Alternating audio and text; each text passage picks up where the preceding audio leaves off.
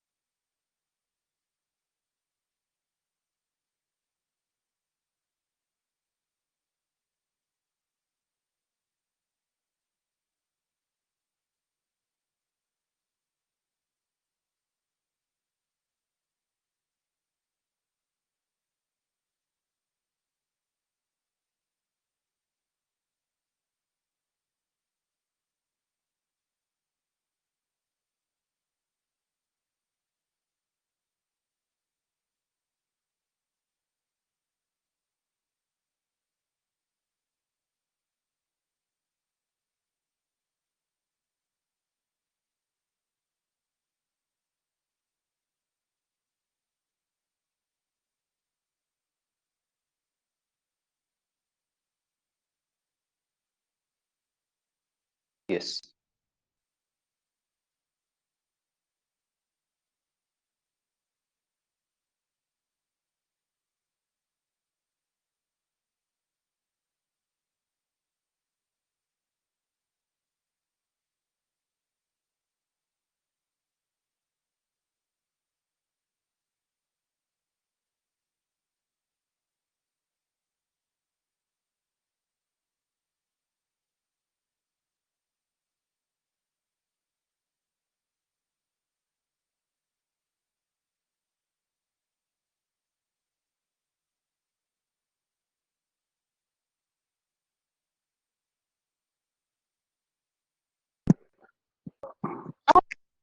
Hello, sir.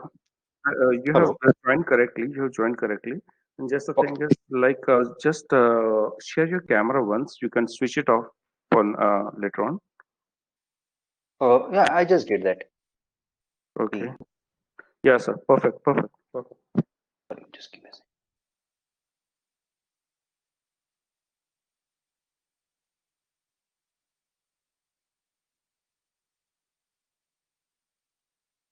Is it there? It's fine.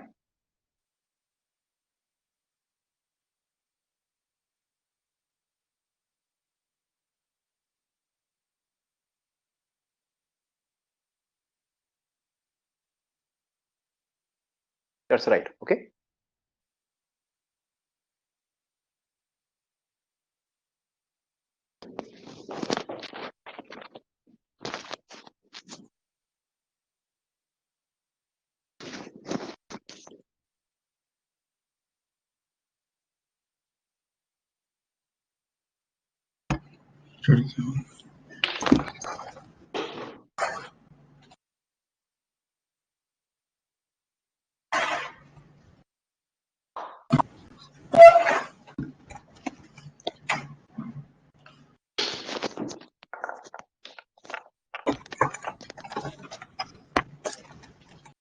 Hello.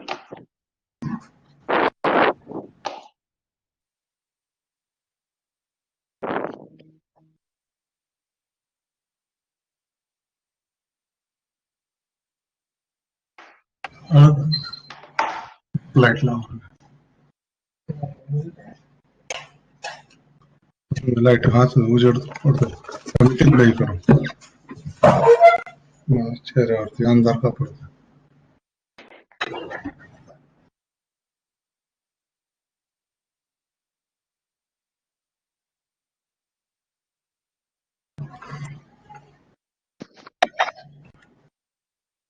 आवाज येतो का सर माझा हो येतोय आवाज येतोय.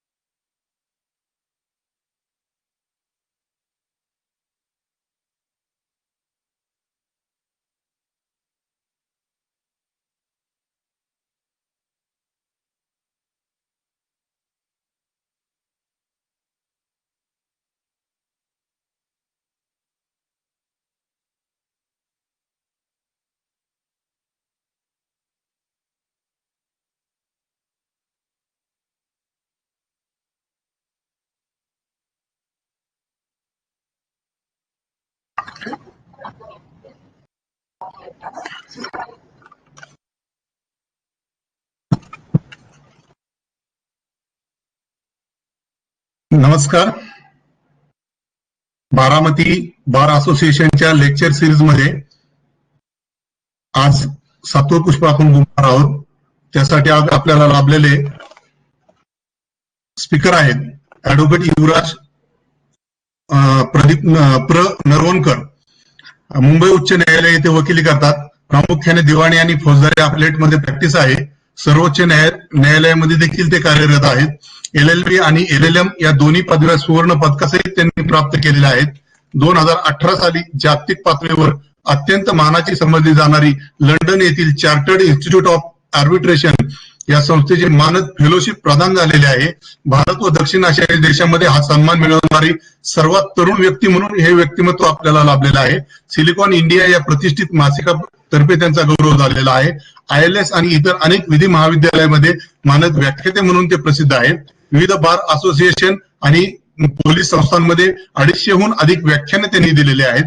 पुण्याच्या मानाच्या वसंत व्याख्यानमालेचे मध्ये अनेकदा निमंत्रित आहेत. राघवेंद्र फडणवीस पुरस्कार प्राप्त आहेत. 2015 मध्ये शिवराष्ट्र भूषण हा पुरस्कार त्यांना प्राप्त झालेला आहे. 2018 मध्ये अत्यंत मानाचा लोकसत्ता पुरस्कृत तरुण तेजांकित हा पुरस्कार त्यांना प्राप्त झालेला आहे. अनेक राष्ट्रीय आणि आंतरराष्ट्रीय मासिक आणि वृत्तपत्रामध्ये सातत्याने त्यांचं समलेखन चालू असतं. असे आपल्याला लाभलेले ऍडव्होकेट युवराज नरवणकर सर, त्यांचं आपण या ठिकाणी बारामती बार असोसिएशनचे अध्यक्ष ऍडव्होकेट चंद्रकांत सोपटे, मी कोऑर्डिनेटर ऍडव्होकेट गणेश आळंदीकर आणि सर्व सदस्य त्यांचे या ठिकाणी मी सहर्ष असं स्वागत करतो. मागच्या आठवड्यात आपण मागच्या 2-3 दिवसापूर्वी आपण justice RC Chavan sir retired Bombay high court यांचं फायलिंगच्या संदर्भात लेक्चर ऐकत आहे आणि त्याला संलग्न असा हा विषय आहे. तर सरांना मी विनंती करतो की त्यांनी त्यांचा सब्जेक्ट जो आहे आजचा आपला तो सुरू करावा. धन्यवाद. नमस्कार. बारामती बार असोसिएशन, सगळे बार कमिटी, कोऑर्डिनेटर या सगळ्यांचं मनापासून आभार मला इथं बोलवल्याबद्दल. आणि आजचा विषय मगाशी आता सांगितल्याप्रमाणे आळंदीकर साहेबांनी RC Chavan, justice RC Chavan यांनी फायलिंग बद्दल परवा आपल्याला संबोधित केलं. मंडळी, आजचा जो विषय आहे किंबहुना 65B वर मी यापूर्वी ऑनलाईन काही ठिकाणी बोललो आणि आज मला सांगण्यात आलं की तो विषय थोडा जिव्हाळ्याचा आहे, त्या विषयावर आपल्याला परत बोलता येईल का थोडं विस्तृत. तर खऱ्या अर्थानं माझ्या मते 65B हा येणाऱ्या काळामध्ये सगळ्यात महत्वाचा विषय ठरणार आहे. कारण जर आपण वृत्तपत्र वाचत असाल तर एक गोष्ट तुम्हाला आवर्जून जाणवेल, येणाऱ्या काळामध्ये 50% अधिक व्यवहार हे ऑनलाईन होणार आहेत असं सरकारने सूचित केलं आहे. आणि असं वातावरण सगळीकडे आहे, कारण फिजिकल डिस्टन्सिंग, सोशल डिस्टन्सिंग वाढत आहे. ज्या अर्थी 50% जर व्यवहार हे ऑनलाईन पद्धतीने होणार असतील तर याचा अर्थ साहजिक असा होतो की होणारा तयार पुरावा हा देखील ऑनलाईन स्वरूपाचा असणार आहे, हा डिजिटल स्वरूपाचा असणार आहे. ईमेल असतील, SMS असतील, व्हॉट्सअप असतील, फेसबुक असेल, अगदी CCTV फुटेज असेल किंवा CDR असेल, माझे क्रिमिनल लॉ मध्ये प्रॅक्टिस करणारे मित्र असतील. या सगळ्यांना माहिती आहे की इलेक्ट्रॉनिक एव्हिडन्स ह्या विषयावर आज थोडंसं ब्रेनस्टॉर्मिंग, थोडंसं विचार करणं खूप जास्त आवश्यक आहे. आणि म्हणून 65B वर आज आपण थोडंसं तो उलगडून बघणार आहोत. एक विनंती माझी सगळ्या वकील मित्रांना राहील की 65B आज आपण डिकोड करत असताना कृपया बेअर ऍक्ट आपल्या मोबाईलवर असेल किंवा लॅपटॉपवर असेल किंवा कुठेही असेल तर जर तुम्ही ओपन केला तर आपल्याला स्टेप बाय स्टेप त्याच्याकडे बघता येईल. आणि आपण 65B ला सुरुवात करूया. म्हणजे सगळ्यात महत्वाचं जर तुम्ही 65B जर वैशिष्ट्य बघितलं तर 65B हा केवळ एक सेक्शन नसून हा एक पूर्ण ऍक्ट किंवा एक पूर्ण कायदा आहे असं मी मानतो. कारण 65A हा जर तुम्ही बघितला तर 65A हा आम्हाला असं सांगतो की जर तुम्हाला इलेक्ट्रॉनिक एव्हिडन्स जर सिद्ध करायचा असेल तर तुम्हाला 65B नुसारच तो करावा लागेल असं आम्हाला 65A सांगतो. याचा अर्थ काय होतो? याचा अर्थ असा होतो की ह्या कायद्यामधलं भारतीय पुरावा अधिनियम म्हणजे इंडियन एव्हिडन्स ऍक्ट मधलं इतर कोणतंही कलम हे मला कामाचं नाहीये. मला कामाचं आहे ते फक्त एकच कलम, ते म्हणजे 65B. आणि म्हणून मला 65B हा संपूर्ण एक कायदा किंवा केवळ एक सेक्शन नसून हा पूर्ण कायदा आहे असं वाटतं. मी तुम्हाला फक्त एक सुरुवातीला उदाहरण सांगेन जे हायकोर्टात प्रॅक्टिस करताना मला फार लवकर बघायला मिळालं की 65B महत्व काय असतं. मी एक सिव्हिल अपील आर्ग्यू करत होतो. अपील फ्रॉम ऑर्डर होतं, ऑर्डर 43 खाली. इंजंक्शन ज्याला आपण म्हणतो, निशाण 5 ची ऑर्डर होती आणि आम्ही हायकोर्टामध्ये चॅलेंज करत होतो. स्टेटस कोची ऑर्डर कोर्टानं ग्रँट केलेली होती. स्टेटस को जैसे थे as we all know. Status कोचा अर्थ असा होतो की whoever is in possession will stay in possession, the person will not disturb, any person will not disturb his possession. That's the status quo. आणि मी त्या जागेत ताबा माझा आहे हे दाखवण्यासाठी त्या केसमधल्या माझ्या ऑपोजिटच्या पार्टीनं, प्रतिवादीनं एक फोटो, डिजिटल फोटो कोर्टापुढे आणलेला होता. आणि त्या फोटोवर असं दिसत होतं की त्या दिवशी घेतलेला तो फोटो आहे आणि त्याच्या लोकात त्याच्या कुटुंबातली लोक ती जमीन कल्टिवेट करत आहेत, त्या जमिनीची मशागत करत आहेत. आणि त्या फोटोच्या आधारे न्यायालयानं त्यांना स्टेटस को दिलेला होता की ही लोक मशागत करतील, आणि त्याच्या खाली तारीख जी होती त्या तारखेला ती ऑर्डर पास झालेली होती. पण मला माझ्या पक्षकारांनी असं स्पष्ट सांगितलं की साहेब ते काहीतरी चुकीचं आहे, आमचं अजूनही तुम्ही वाटल्यास तिथे येऊन बघू शकता, ती पुणे जिल्ह्यातलीच केस होती, तुम्ही येऊन बघू शकता, आमचं तिथंही मशागत आजही आम्ही आहोत, पीक पाणी पत्रकामध्ये आमचं नाव आहे, आणि या सगळ्या गोष्टी होत्या. मंडळी, मग ऑफकोर्स मला तिकडे जाणं शक्य नव्हतं, पण माझे क्लायंट्स मला सांगतायत म्हणून मी जेव्हा थोडीशी इन्क्वायरी केली तेव्हा धक्कादायक प्रकार असा उघडकीस आला की कोर्टापुढे जी डिजिटल फोटोग्राफ दिलेला होता त्याच्या खालची डेट ही बदलण्यात आली होती. आणि इथं उत्सुक लोकांना मी आवर्जून सांगेन की डिजिटल फोटोवरची डेट बदलणं असेल किंवा ईमेल मधली तारीख बदलणं असेल किंवा एखाद्या मेसेज मधला मजकूर बदलणं असेल, हे अतिशय सहजगत्या शक्य असतं. ह्यात काहीही अवघड नाही, यामध्ये काहीही चॅलेंजिंग नाही. दुर्दैवानं न्यायालयानं डिजिटल फोटोग्राफकडे बघताना 65B चा आग्रह धरला नव्हता. 65B चा आग्रह धरला जरी असता तरी 65B मध्ये कदाचित खोटी माहिती देण्याची शक्यता त्या ठिकाणी होती. त्यामुळं आपल्याला 65B पर्यंत मर्यादित न राहता एखादा डिजिटल एव्हिडन्स तो खरा आहे की नाही, खोटा आहे, हे वकील म्हणून बघणं अतिशय आवश्यक असतं. अख्खी केस त्यानुसार फिरू शकते. आणि क्रिमिनल मध्ये तर अनेक केसेस मी हायकोर्टामध्ये चालवताना हा अनुभव घेतलाय, सिव्हिलमध्ये घेतलाय, की डिजिटल एव्हिडन्सला जेवढ्या लाईटली आपण घेतो दॅट इज व्हेरी रिस्की. तर let us begin with 65B. माझ्याबरोबर फक्त सेक्शन वाचा आणि आपण तो एक एक करत तो उलगडत जाऊया. त्याचे पदर अनेक आहेत, ते पदर मला उलगडायला आपण सगळे एकत्र तो वाचू. 65B begins with the word notwithstanding anything content in this act. आपण क्षणभर थांबूया. नॉटविथस्टँडिंग एनिथिंग कंटेंट याचा अर्थ काय होतो की ह्या कायद्यामध्ये इतर कोणतेही कलम ह्या संदर्भात लागू होणार नाही. इलेक्ट्रॉनिक एव्हिडन्स बद्दल जर एखादं कलम लागू होईल तर ते फक्त आणि फक्त 65B असेल. Notwithstanding means in spite of anything content in this act which is contrary to this provision. Okay, this is very important. मी तुम्हाला इथे 2 जजमेंट सांगेन. ही जजमेंट्स आपण ऐकली असतील आणि ह्या जजमेंटच्या बद्दल आपण कदाचित पेपरमध्ये वाचलं असेल, पण ती जजमेंट तुम्हाला माहिती असणं अत्यंत आवश्यक आहे. 2 जजमेंट्स, एक आहे नवज्योत संधू नावाचं एक जजमेंट आहे आणि दुसरं आहे अनवर व्हर्सेस बशीर.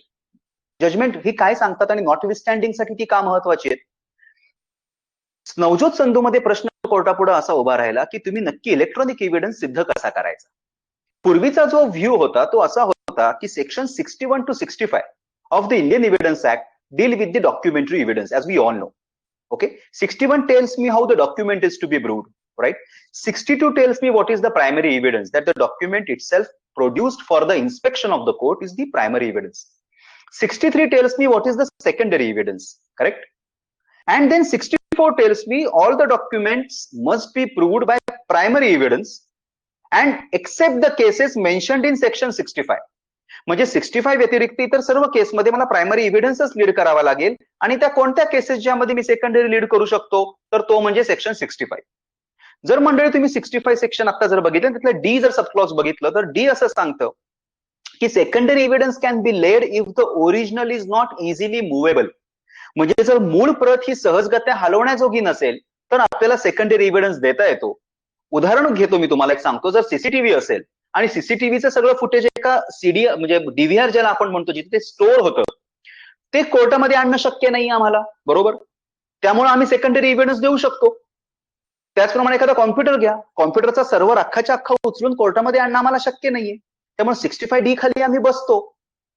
या लॉजिकनं माननीय सर्वोच्च न्यायालयानं नवज्योत संधूमध्ये असं सांगितलं की तुम्हाला जर इलेक्ट्रॉनिक पुरावा सिद्ध करायचा असेल, ईमेल असेल, मेसेज असेल, सीसीटीव्ही असेल, तर तुम्हाला 65B मार्गेच जाण्याची आवश्यकता नाही. तुम्ही 65D किंवा 65 मार्गे सुद्धा जाऊ शकता, कारण हा सेकंडरी एव्हिडन्स म्हणून ग्राह्य धरला जाऊ शकतो. म्हणजे या जजमेंटचं जर तुम्हाला सायटेशन घ्यायचं असेल तर मी सायटेशन सगळी एका पीडीएफ फॉर्मॅटमध्ये बनवलेली आहेत, मी ती नंतर देईनच. तुम्ही जजमेंटचं सायटेशन घेऊ शकता. 2005 11वा व्हॉल्यूम SCC 600. जवळजवळ 9 वर्ष हे जजमेंट अबाधित राहिलं. म्हणजे 9 वर्ष लोकांनी 65B कडे व्हर्च्युअली लक्षच दिलं नाही, because the supreme court has said that 65B is not mandatory. Okay, please try to understand. गंमत अशी झाली, in the year 2014 another judgment came of the honourable supreme court and that judgment is Anvar versus Basheer. Please take the citation. It's 2014 10th volume, supreme court cases, page number 473. सर्वोच्च न्यायालय या केसमध्ये काय म्हणालं? सर्वोच्च न्यायालय म्हटलं की look at the word notwithstanding. नॉट विथस्टँडिंगचा अर्थ असा होतो की इतर कायद्यामध्ये काहीही लिहिलेलं ह्या कलमाला लागू होणार नाही. This section will prevail over every other section, and therefore section 61, 62, 63, 64, 65 cannot be looked into. हे कुठलेही सेक्शन ग्राह्य धरले जाणार नाहीत इलेक्ट्रॉनिक एव्हिडन्स साठी. बघितला जाईल तो फक्त आणि फक्त सेक्शन 65B. हे साधारणतः सर्वोच्च न्यायालयानं अनवर व्हर्सेस बशीर मध्ये स्पष्ट केलं. गंमत बघा, मधल्या 9 वर्षा काळामध्ये अनेक ट्रायल अशा झाल्या, अनेक खटले असे झाले ज्यामध्ये 65B कडे ढुंकून पण बघण्यात आलेलं नव्हतं. प्रश्न असा उद्भवतो की त्या खटल्यांचं भवितव्य काय, त्या इलेक्ट्रॉनिक पुराव्यांचं भवितव्य काय.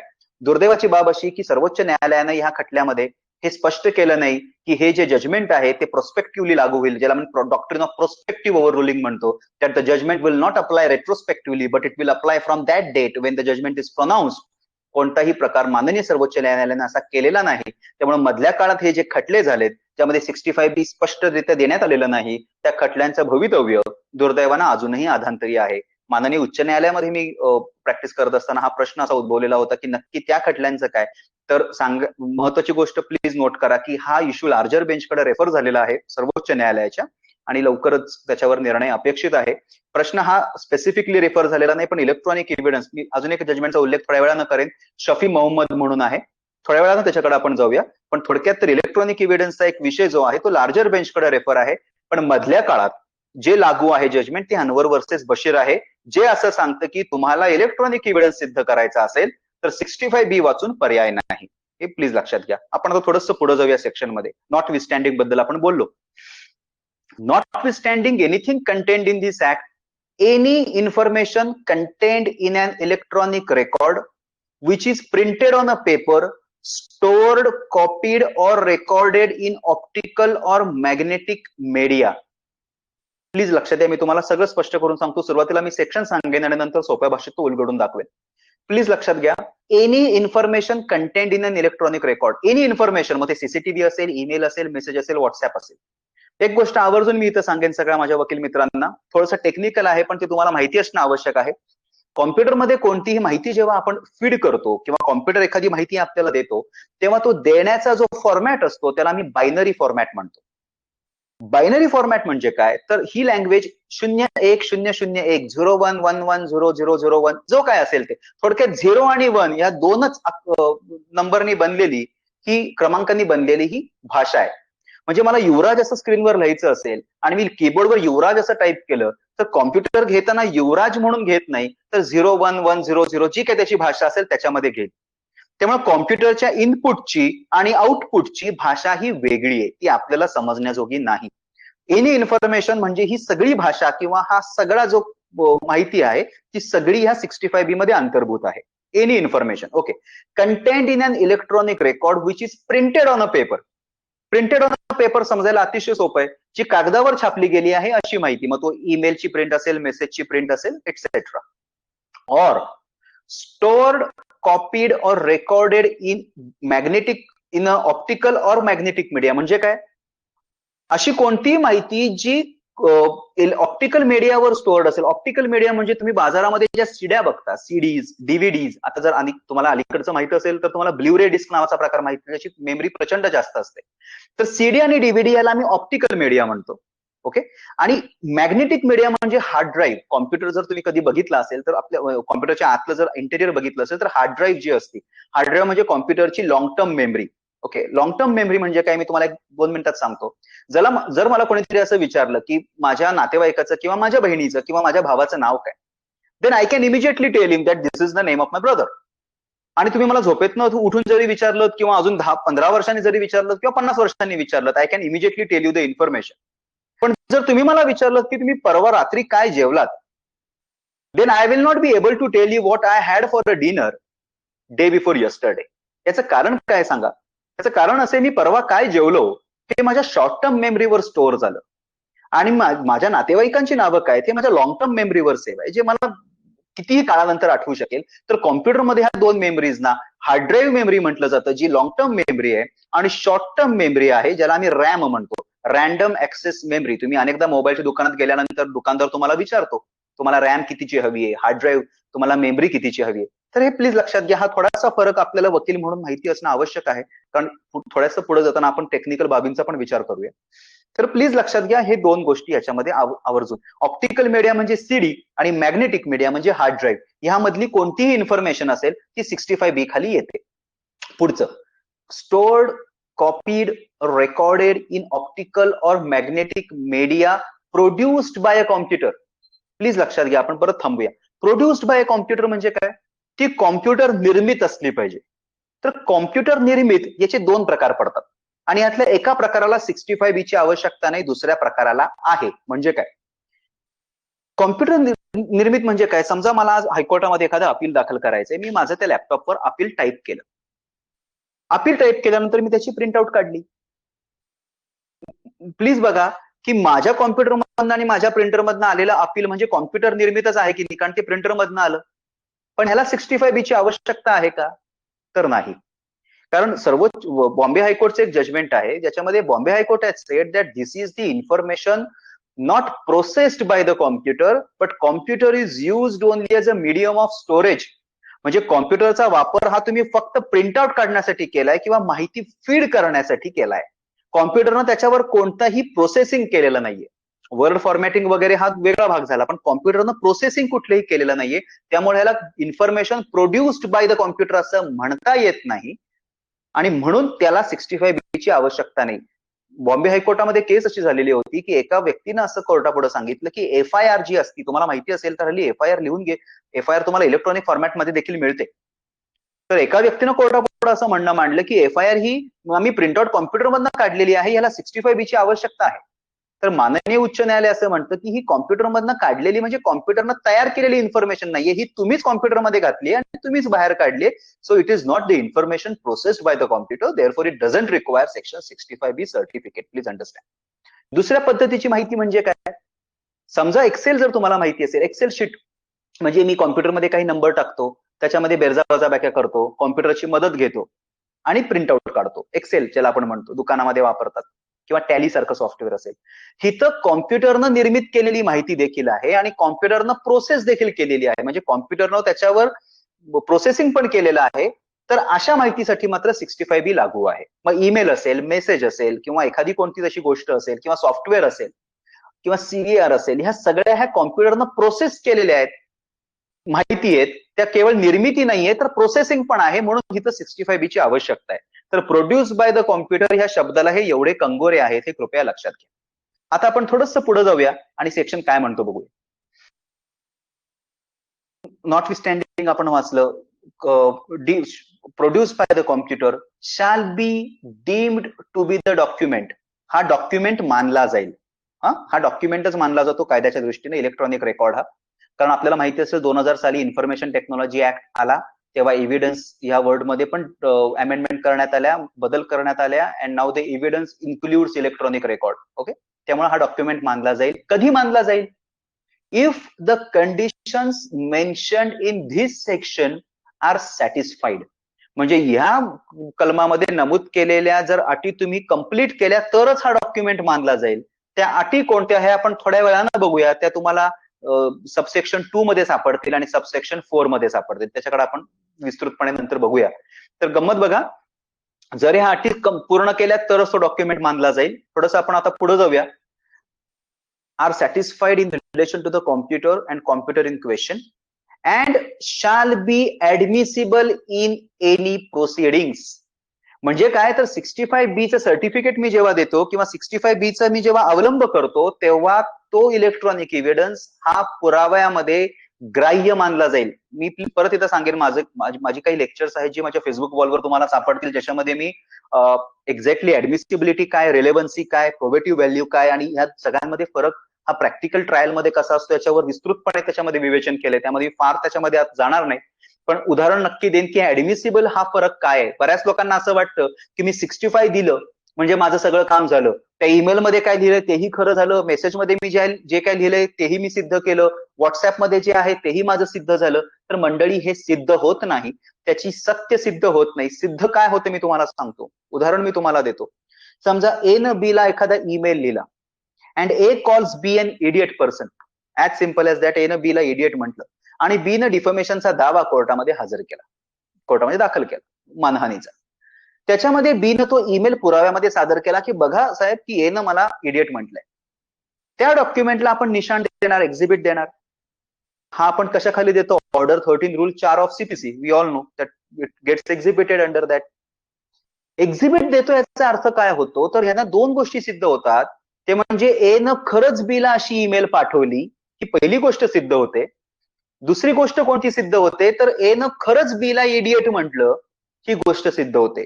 याचा अर्थ असा होत नाही की बी हा खरंच इडियट आहे किंवा बी हा खरंच मूर्ख आहे, नाही.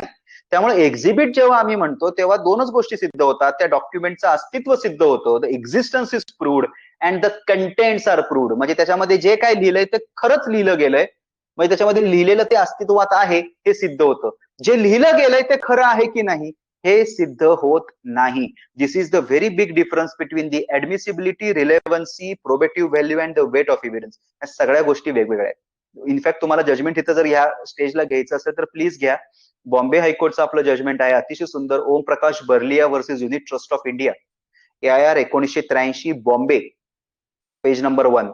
त्यामध्ये आपलं बॉम्बे हायकोर्ट असं म्हणतं की there is a difference between the contents are proved and truth of the contents are proved. The contents are different and truth of contents is different. Okay, so you can have a look at the judgment. It's an absolutely beautiful judgment and you will get the entire overview and the bird's eye view of the position. Okay, तर लक्षात घ्या 65B if I am complying with, I am only crossing the stage of admissibility of the document. Okay, I am not proving the truth of the contents of the document. आता महत्वाचं लक्षात घ्या. आपण आता थोडंसं थांबूया कारण आपला पहिला भाग सेक्शनचा आपण वाचलाय. कोणताही इलेक्ट्रॉनिक एव्हिडन्स हा 3 स्टेज मधनं जातो. तुम्हाला जजमेंट हवं असेल तर प्लीज लिहून घ्या. पहिलं जजमेंट आहे Kundan Singh versus state, 2015, SCC online, Delhi 13647. हे पहिलं जजमेंट आहे. दुसरं जजमेंट आहे Nidhi Kakkar versus Manish Kakkar, 2011, SCC online, Punjab and Haryana 2599. काय माफ करा,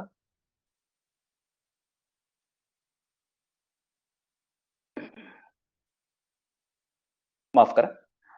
ह्यामध्ये काय म्हटलं गेलंय? यामध्ये असं म्हटलं गेलंय, हायकोर्ट असं म्हणतं की कोणताही इलेक्ट्रॉनिक एव्हिडन्स हा 3 स्टेज मधनं जातो. या स्टेजेस कोणत्या त्या कोर्टानं सांगितलंय. पहिली स्टेज आहे section 136C. If you look at section 136 you will understand. Section 136 tails us that a court must ascertain or the court can ascertain the relevancy of the document before admitting that document or before admitting that evidence. म्हणजे काय की एखादी गोष्ट admit करण्या अगोदर court हे खातरजमा करू शकतं की ती मुळात रिलेव्हंट आहे का, त्याची रिलेव्हन्स ट्रायलला काही आहे का किंवा त्याचा काही ट्रायलशी संबंध आहे का. त्यामुळे रिलेव्हन्सीची पहिली टेस्ट पास करणं हे सेक्शन 136 नुसार बंधनकारक आहे. कसं आहे बघा, रिलेव्हन्सी पहिलं आहे, ऍडमिसिबिलिटी दुसरं आहे. ऍडमिसिबिलिटी, रिलेव्हन्सीची टेस्ट समजा पास केली, तुम्ही दाखवून दिलं की हा ईमेल खरोखर न्यायालयामध्ये रिलेव्हंट आहे, हा केसशी संदर्भात आहे, कृपया हा ऍडमिट करून घ्या. ठीक आहे, 136 झालं. दुसरी स्टेज उच्च न्यायालय असं म्हणतं की 65B ची आहे. 65B मी तुम्हाला सांगितल्याप्रमाणे ऍडमिसिबिलिटी आहे, ऑर्डर 13 रूल 4 आहे. म्हणजे हा कोर्टामध्ये ऍडमिट करून घेतला जाऊ शकतो, याला निशाण देऊ शकतं, तुम्ही एक्झिबिट करू शकता. हे झालं 65B ची स्टेज. आणि तिसरी स्टेज जर तुम्ही एव्हिडन्स ऍक्ट बघितला तर तो आहे सेक्शन 22A. ज्यांच्याकडे एव्हिडन्स ऍक्ट आहे they I am requesting them to please open and have a look at it right now. Section 22A tells us that when the genuineness of an electronic record is in question, parties can lead oral evidence. म्हणजे मुळात एखादा electronic evidence हा खरा आहे की नाही, हा सत्य आहे की नाही, किंवा त्याच्या तो ऑथेंटिक आहे की नाही, किंवा जेन्युइन आहे की नाही, तर parties can lead oral evidence. म्हणजे तुम्ही मौखिक पुरावा करू शकता, तुम्ही ओरल एव्हिडन्स देखील लीड करू शकता. This is what section 22 tells me.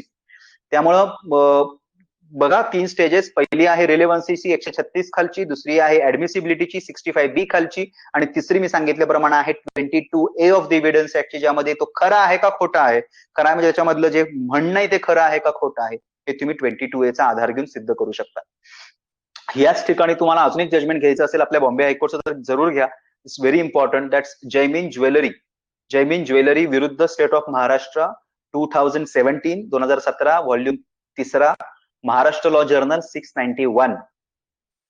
Bombay high court त्याच्यामध्ये काय म्हणतं मी बॉम्बे हायकोर्टच्या शब्दात आवर्जून सांगेन. It says that 65B does not prove the correctness of the electronic record. It does not prove the genuineness of the electronic record. It only makes the computer output admissible in evidence. That's it. फक्त ऍडमिसिबल करणं एवढंच 65B चं limited काम आहे. त्याच्या व्यतिरिक्त 65B तुमची कोणतीही मदत करत नाही. तर त्यामुळे आपल्या वकिलांमध्ये किंवा दुर्दैवानं काही जजेसमध्ये तुम्हाला एक मेंटल ब्लॉक असा दिसून येईल की 65B दिल्यानंतर तुम्हाला त्याच्यावर अतिशय कमी म्हणणं मांडण्याची संधी मिळते. किंबहुना आपला एक असा समज झालाय की 65B दिलं म्हणजे माझं सगळं इलेक्ट्रॉनिक एव्हिडन्सचं काम झालं. तर कृपया त्या माइंडसेटमधून आज बाहेर यायची आवश्यकता आहे, कारण येणाऱ्या काळामध्ये येणारा पुरावा हा प्रचंड इलेक्ट्रॉनिक स्वरूपाचा असणार आहे. त्यामुळे हा कुठेतरी ट्रॅडिशनल माइंडसेट बदलणं एक वकील म्हणून आणि त्याचप्रमाणे एक न्यायाधीश म्हणून आपल्या लिगल फ्रॅटर्निटीला बदलणं अतिशय आवश्यक आहे. थोडंसं पुढे जाऊया. आपण मगाशी कंडिशन्स बद्दल बोललो. that the electronic evidence must comply with the conditions which are mentioned in the section. ह्या कंडिशन्स कोणत्या आहेत आपण एक बघूया. कंडिशनची लँग्वेज ही अतिशय टेक्निकल आहे, पण त्या टेक्निकल लँग्वेजलाच आपल्याला सोपं करून त्याच्यामध्ये घुसायचं आहे, जेणेकरून आपल्याला कळेल की नक्की इलेक्ट्रॉनिक एव्हिडन्स हा नुसता प्रूव्हच करायचा नाही, हा डिस्प्रूव्ह देखील कसा करायचा. Section 3 of the evidence act tells me what is proved, what is disproved, what is not proved. When the court believes in to existence of something, when the court believes that something exists, we call it is proved. Disproved is when the court believes that something does not exist, we call it disproved. त्यामुळे we should not only be concerned of proving the electronic evidence, we should be also knowing how to disprove the electronic evidence. म्हणजे त्याच्या सत्यतेवर प्रश्नचिन्ह कसं उभं करायचं, I think हे पण आपल्याला आवश्यक आहे वकील म्हणून माहिती असेल. प्लीज आपण एक एक कंडिशन वाचूया, मी नंतर ती सोपी करून तुम्हाला सांगेन. 4 कंडिशन्स आहेत, आपण एक एक बघूया. सबसेक्शन 2 बद्दल मी आता बोलतोय. त्याच्यामध्ये तुम्हाला सब क्लॉज ए दिसेल. द कॉम्प्युटर आउटपुट कंसात आहे electronic evidence was produced during the period when the computer was used regularly to store or process the information for the purposes of activities regularly carried on over that period by the person having lawful control over the use of the computer. मी तुम्हाला सगळं सोपं करून सांगतो. Condition ए मध्ये 3 conditions लपल्या आहेत. त्या कोणत्यात मी तुम्हाला सांगतो. पहिलं प्लीज बघा. Computer output is produced by the computer during the period which the computer is used regularly. म्हणजे regular use of the computer ही पहिली कंडिशन आहे की ती कोणतंही मशीन असेल, मोबाईल असेल, कॉम्प्युटर असेल, सीसीटीव्ही कॅमेरा असेल, प्रिंटर असेल, याचा वापर हा रेग्युलर झाला असला पाहिजे, त्याचा नियमित वापर झाला असला पाहिजे. ही ह्या कंडिशन मधल्या ज्या 3 सब कंडिशन्स आपल्याला शोधायच्या आहेत, ए मध्येच लपलेल्या आहेत. त्यातली ही पहिली कंडिशन आहे regular use of a computer. दुसरी बघूया. Secondly, regular use of the computer for the activities which are regularly carried on. म्हणजे त्याचा वापर केवळ नियमितच असता कामा नये, तर तो नियमित वापर हा त्याच्यावर जी तुम्ही नियमितपणे कामं करता त्या कामासाठीच असणं आवश्यक आहे. म्हणजे काय, मी तुम्हाला 1-2 मिनिटात उदाहरणाच्या साहाय्याने जेव्हा समजावून सांगेन तेव्हा मी त्याच्याकडे येईन. पण लक्षात घ्या, दुसरं condition is very simple. The regular use must be for the activities which are regularly carried on that computer. तिसरं काय, that those activities must be carried on by the person who is having the lawful control over the use of the computer.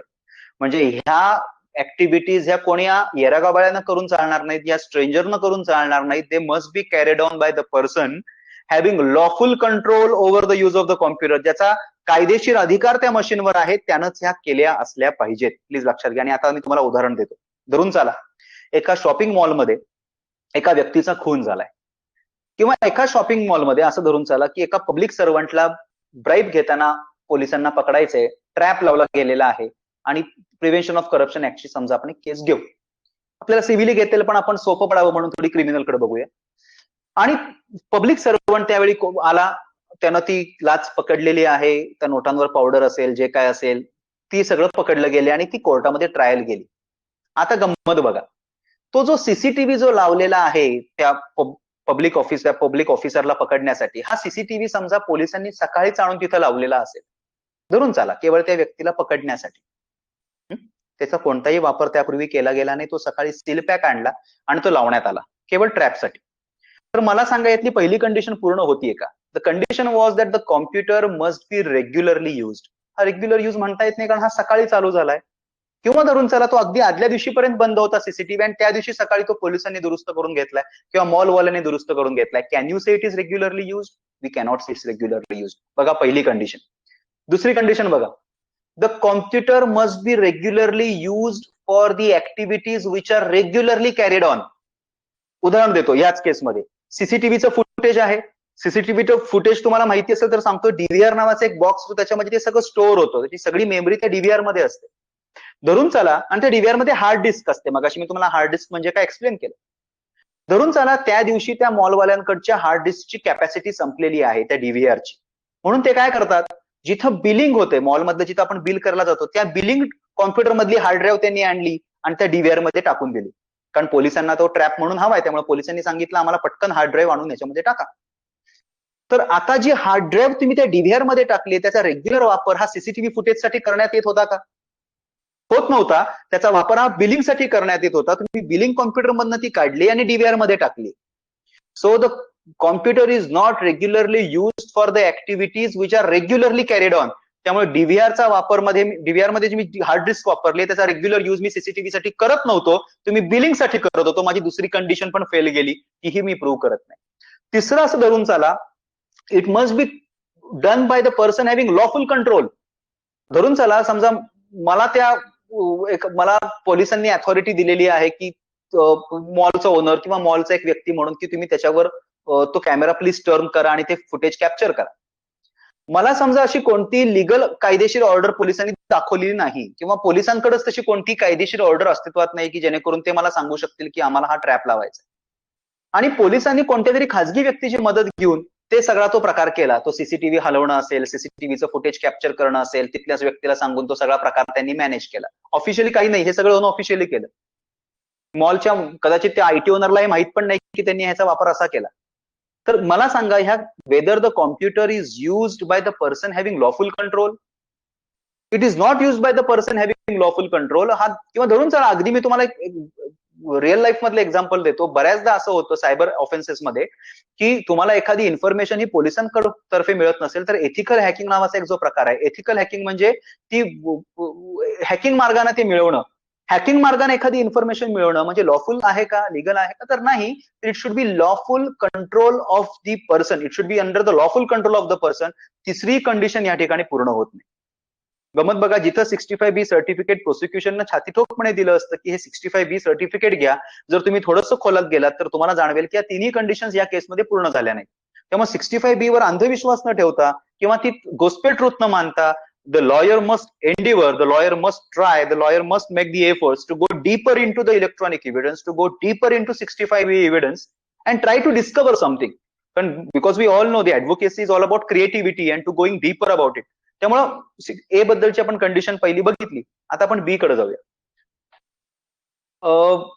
During the sed period the information of the kind content in the electronic record was regularly fed into the computer in the ordinary course of the said activities. उदाहरणार्थ सांगतो, ही condition एवढंच सांगतं की जे तुम्ही computer output काढताय हे regularly त्याच्यामध्ये टाकलं गेलं असलं पाहिजे, हे रेग्युलरली फीड केलं असलं पाहिजे. उदाहरण सांगतो, मगाशी मी तुम्हाला सीसीटीव्हीचं, मी तुम्हाला बिलिंग डेस्कचं उदाहरण दिलं मॉल मधल्या. समजा मॉलचा कुठल्या तरी एका व्यक्तीबरोबर काहीतरी डिस्प्यूट झाला, सिव्हिल डिस्प्यूट, त्यांनी ते समजा सीसीटीव्हीचं मागाचं उदाहरण प्लीज विसरून जावं, मी आता फक्त बिलिंग डेस्कच्या कॉम्प्युटर बद्दल बोलतोय. बिलिंग बद्दल एखादा विषय सिव्हिल कोर्टामध्ये गेला तर ते सगळं बिलिंगचा रेकॉर्ड कॉम्प्युटरचं कोर्टापुढे हजर करणार. ते ग्राह्य मानलं जाईल का? मानलं जाईल, कारण ती जी इन्फॉर्मेशन बिलिंगची आहे ती रेग्युलरली फीड केली गेली. म्हणजे 21 तारखेचं बिलिंग त्याच दिवशी केलंय, 22 तारखेचं बिलिंग त्या दिवशी फीड केलं गेलंय. अशा पद्धतीनं ते रेग्युलॅरिटी ऑफ फीडिंग आहे, जी आम्हाला ही कंडिशन सांगतं that the information was regularly fed in the ordinary course of the activities. Ordinary course of activities मध्ये ही रेग्युलरली फीड केली गेली, म्हणून ही इन्फॉर्मेशन व्हॅलिड मानली जावी, असं हा आम्हाला कंडिशन नंबर बी सांगतं. आता मी तुम्हाला सांगेन ह्या थोडंसं कंडिशनचा हाऊ ऍब्सर्ड द कंडिशन इज, किंवा ही बऱ्याचदा कशी चुकीच्या पद्धतीने याचा अर्थ लावला जातो. धरून चला माझ्या कॉम्प्युटरवर समजा कोणीतरी हॅक केलं किंवा माझ्यावर कुठला तरी व्हायरस इन्स्टॉल केला माझ्या कॉम्प्युटरवर, असं धरून चला, आणि माझा खूप तोटा झाला, एखाद्याचा तोटा झाला. आता मी न्यायालयामध्ये जेव्हा दाद मागण्यासाठी जातो आणि मी माझा कॉम्प्युटरचा पुरावा तिथे हजर करतो की बघा माझ्या कॉम्प्युटर साहेब हॅक झालाय आणि त्याच्यावर असं कोणीतरी व्हायरस टाकलाय आणि माझा तोटा झाला, तर माझ्या 65B मध्ये मी असं म्हणू शकेन का की this information was regularly fed into my computer, किंवा रोज आम्ही याच्यामध्ये ही इन्फॉर्मेशन घालत होतो किंवा याच्यावर रोज ही अशा प्रकारची इन्फॉर्मेशन टाकली जात होती? मी असं कदापि म्हणू शकणार नाही, कारण हॅकिंग होणं किंवा व्हायरस त्या कॉम्प्युटरवर इन्स्टॉल होणं ही कधीतरीच घडणारी घटना आहे. I can't call it was regularly fed in to the computer in the ordinary course of the activities. Hacking is not done in the ordinary course of activities, nor the installation of virus is done in the ordinary course of the activities. त्यामुळे blindly 65B बनवणं आपण थांबवलं पाहिजे. मुळात आपण जे बोलतोय 65B मध्ये ते 100% खरं आहे का आपण बघितलं पाहिजे आणि मग 65B केलं पाहिजे. आणि यामध्ये मी तुम्हाला आवर्जून सांगेन ह्या कंडिशनचं सगळ्यात मोठं लिमिटेशन काय मी तुम्हाला सांगतो, आणि ही तर कॉन्सेप्ट तुम्हाला एक आवर्जून सांगणं मला आवश्यक आहे. त्या कॉन्सेप्टचं नाव आहे garbage in garbage out. Garbage in garbage out म्हणजे जर तुम्ही कचरा टाकलात तर तिथनं कचराच बाहेर येतो. म्हणजे काय तुम्हाला सांगतो, this is the concept of an electronic evidence. Regularity of feeding म्हणजे एखाद्या कॉम्प्युटरमध्ये तो डाटा रेग्युलरली फीड केला गेलाय म्हणजे तो बरोबरच आहे अशातला भाग नाही. उदाहरण तुम्हाला सांगतो, जर तुम्ही इलेक्ट्रॉनिक वजन काट्यावर उभारलात आणि सुरुवातीचा समजा तो काटा शून्यावर न होता तो समजा 2 किलोवर असेल सुरुवातीचा काटा, तर तुम्ही जर त्याच्यावर उभारल्यावर तुमचं वजन जर 70 असेल तर ते 72 दाखवेल. याचं कारण काय? कारण मुळात त्याच्यामध्ये गेलेलं इनपुटच चुकीचं होतं, त्यामुळे बाहेर येणारं आउटपुट देखील चुकीचं आहे. बरोबर आहे? किंवा एखाद्या कॉम्प्युटरमध्ये असं काहीतरी माल फंक्शन असेल की ज्याच्यामध्ये 3+2 टाकल्यावर 6 येत आहे, तर तिकडे मी अजून 100+200 केल्यानंतर सुद्धा ती फिगर चुकीचीच येणार आहे. त्यामुळे केवळ मी रेग्युलरली एखादी गोष्ट फीड केली म्हणजे ती बरोबरच आहे अशातला भाग नसतो. त्यामुळे केवळ रेग्युलॅरिटी ऑफ द फीडिंग किंवा क्लॉज बी बघून तुम्ही थांबून चालणार नाही. जी इन्फॉर्मेशन तुम्ही रेग्युलरली फीड केलेली आहे ती बरोबर आहे का चुकीची आहे हे बघणं देखील वकील म्हणून आपलं कर्तव्य आहे. इनफॅक्ट तुम्हाला इथं केस आवर्जून सांगेन जी आपल्या भारतातली नाहीये, कॉमनवेल्थ म्हणून वर्सेस क्लिफ हॉंगर म्हणून युएसची केस आहे, पण या कॉन्सेप्टचं महत्व तुम्हाला समजून देण्यासाठी मी ती आवर्जून सांगेन. झालेलं असं होतं की ड्रंक अँड ड्रायव्हिंगच्या केसमध्ये जर तुम्हाला माहिती असेल तर आपल्याला ब्रेथ अनालायझर असं त्याच्यामध्ये तुम्ही फुंकलं तर तुम्ही दारूची तुमच्या किंवा रक्तामधली अल्कोहोलची लेवल आपल्याला कळते. त्या केसमध्ये एका व्यक्तीचा दुर्दैवी मृत्यू झाला आणि त्या अॅक्युजला जेव्हा कोर्टात आणण्यात आलं तेव्हा ब्रेथ अनालायझरचा रिपोर्ट कोर्टामध्ये सादर करण्यात आला. त्याच्यामध्ये असं दिसत होतं की त्याची अल्कोहोलची लेवल त्यावेळी ही परमिसिबल लिमिटपेक्षा जास्त होती. पण त्यांना असा मुद्दा कोर्टापुढे मांडला त्याच्या वकिलांनी की ह्या ब्रेथ अनालायझरच्या सॉफ्टवेअरमध्ये काहीतरी प्रॉब्लेम आहे, त्याच्या इनपुट्स मध्ये प्रॉब्लेम आहे. तर पोलीस म्हटले नाही आम्ही हे रेग्युलरली वापरतोय, we are regularly using it, there is no problem. Like आपलं 65B सारखं ते सर्टिफिकेशन असेल. But when the court directed an inquiry in to the issue they found to their surprise की their software was having some problems. Problem काय होता माहिती सॉफ्टवेअरमध्ये की ते ब्रेथ अनालायझर तुम्ही 4 वेळा वापरलं तर ते अल्कोहोलचं रिडिंग बरोबर दाखवायचं, पण जर तुम्ही ते 5व्या वेळा जर ते ब्रेथ अनालायझर वापरलं तर अल्कोहोलची तुमची लेवल जर 5 असेल तर ती 8 दाखवायची, 6 असेल तर 12 दाखवायची. म्हणजे 5व्या वेळेचं रिडिंग ते चुकत होतं कारण त्याच्या सॉफ्टवेअरमध्ये एक बग राहिलेला, आम्ही त्याला बग म्हणतो. तर म्हणजे गंमत बघा, केवळ रेग्युलॅरिटी ऑफ फीडिंग किंवा ऑर्डिनरी कोर्स ऑफ ऍक्टिव्हिटीज मध्ये ते मशीन वापरलं म्हणजे ते बरोबर झालं असं नव्हे, तर त्याच्यामध्ये मुळात जो डेटा एंटर केला जातोय तो बरोबर आहे की नाही बघणं हे एक वकील म्हणून आपलं कर्तव्य आहे. त्यामुळे क्लॉज बी ला रिस्ट्रिक्ट न राहता जेव्हा तुम्हाला तो डिस्प्रूव्ह करायचा असेल तेव्हा तुम्हाला या गोष्टींकडे आवर्जून लक्ष दिलं पाहिजे. आपण आता थोडंसं पुढे जाऊया. तिसरं, throughout the material part of the sed period the computer was operating properly. Okay, if not म्हणजे जर तो ऑपरेट करत नसेल, if not then in respect of any period in which it was not operating properly or was out of operation was not such as to affect the electronic record or the accuracy of its contents. थोडक्यात तुम्हाला उदाहरण देतो. परत आपण थोडंसं मॉलमध्ये जाऊ किंवा एका हॉटेलमध्ये एखाद्या खोलीमध्ये एखाद्याचा खून झालाय असं समजून झालं आणि असं दाखवण्यात आलं की 10:30 वाजता तुमचा आशिल हा त्या रूम मध्ये आत गेलेला होता. 10:30 वाजता तो आत गेला आणि 11 वाजता तो खून झालाय. सर्कमस्टान्शियल एव्हिडन्स वरती केस आधारित आहे आणि असं दाखवण्यात आलं की look, he is the person who entered that hotel room at 10:30. He was last seen with the accused, so in all probability he is the murderer. पण 10:30 ते 11चं सीसीटीव्ही फुटेज तुम्हाला अवेलेबल नाहीये आणि त्यांनी असं सांगितलं हॉटेलवाल्यांनी की त्या मधल्या काळात लाईट्स कट ऑफ झाल्या किंवा प्रॉब्लेम झाला त्यामुळे सीसीटीव्ही काय चालू नव्हता, त्यामुळे आम्ही तुम्हाला ते देऊ शकत नाही, 10:30चं फुटेज आमच्याकडे अवेलेबल आहे. मंडळी अशा वेळी हा क्लॉज आपल्या कामाला येतो. It must be operating through out the period, it must be operating properly.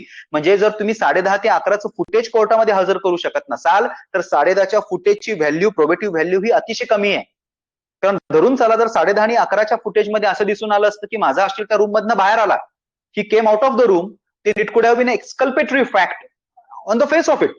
म्हणजे माझा अक्यूज, माझा क्लायंट हा गुन्ह्यातनं सही सलामत सुटण्यासारखा महत्वाचा पुरावा तो होता जो पोलिसांनी आज दिला नाहीये, because they are not complying with this condition sub clause C.